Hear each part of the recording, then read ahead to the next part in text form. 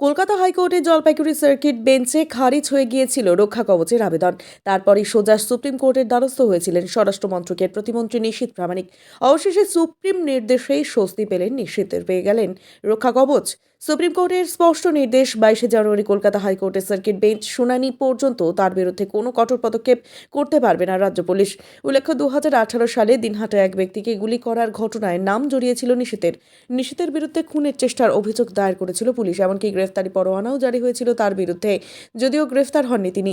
এদিকে এরই মধ্যে একাধিকবার নিশীথের গ্রেফতারির দাবিতে সরব হয়েছে তৃণমূল। এইদিকে এরই মধ্যে রক্ষা কবচ চেয়ে কলকাতা হাইকোর্টের দ্বারস্থ হয়েছিলেন নিশীথ, যদিও হাইকোর্টের জলপাইগুড়ি সার্কিট বেঞ্চে সেই আবেদন খারিজ হয়ে যায়, জানিয়ে চাপানোতর চলছিলই। কলকাতা হাইকোর্টে নিশীথের আবেদন খারিজের পরেই ফের তাকে গ্রেফতারির জোরালো দাবি করতে দেখা গিয়েছিল উত্তরবঙ্গ উন্নয়ন মন্ত্রী উদয়ন গুহকে।